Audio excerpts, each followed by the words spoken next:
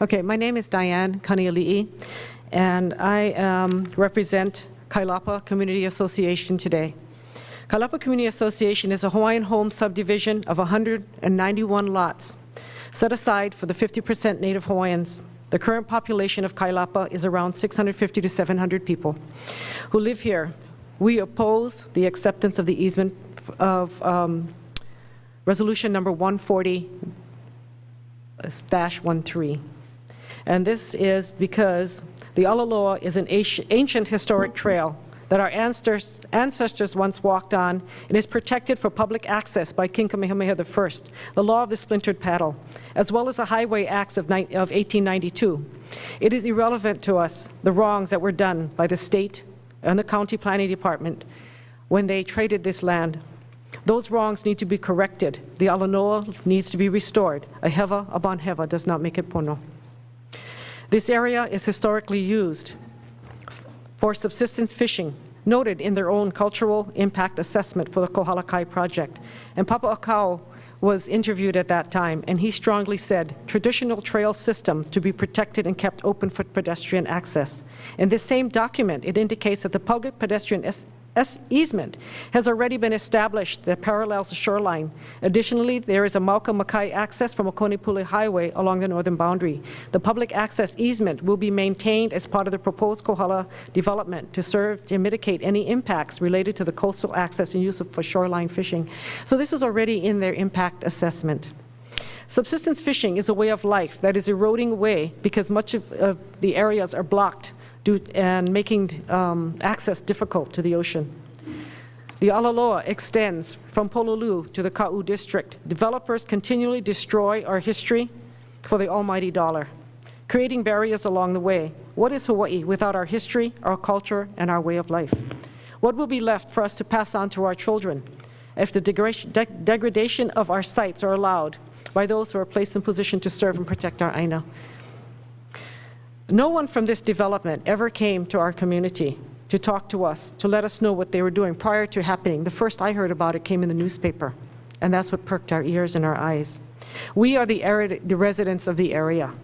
We are the Kanaka Maoli of this land. It is our kuleana to protect our culture, traditions, and way of life for the future generations. This is testimony in itself of how developers view the importance of Hawaii's unique and cultural values by just ignoring those who can pass that on to them. There is no mention of the developer contacting any Native Hawaiian organization. Aloha Avakea. My name is Roger Muikeha Kanealii Jr., and I'm a resident of Kailapa community, also a Kanaka Maoli, and I am speaking against Resolution 140-13. I oppose the acceptance of the public shoreline access as proposed by Kohala Kai LLC. I feel personally insulted that this development did not, that has been in the planning process for many years. Not once did they ever come and approach our community and ask us anything. And, and it kind of impacts us because we use that area prior to they come in and do their thing. Many of our families have used this area for subsistence fishing, religious practices, and recreations for generations. The most insulting issue is that the developers feel that they have the right to use the Alaloa for their private use and deny the public access on the trail our ancestors created and have promised to us through the law of the splintered paddle. I guess you guys are aware of that, and that is by King Kamehameha the Great, who, and I quote, says, "To my people, honor thy God, respect all men, great and humble. See to it that our aged, our women, and our children lie down to sleep along the roadside without any fear or terror from anything. And any problems, you die." And that was by Kamehameha Ekahi. We could travel safely along the Alaloa. We cannot travel safely along the constructed shoreline trail. Further protections come from the Highways Act of 1892. prior to the illegal occupation, Liliuokalani and her government declared that all roads, trails, paths, etc., then public use, were the property of government in perpetuity and therefore available to all the people. The shoreline access provided by the developers as a fisherman's trail is dangerous and not acceptable in any way.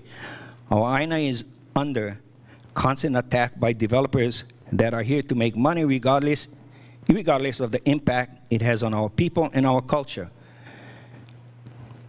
As a kupuna and a leader of our island, Aomoku, I humbly ask that this committee do what is pono and stop this now.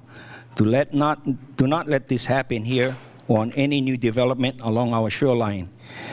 Do not allow any more of our cultural or historical trails or sites be destroyed or blocked from access.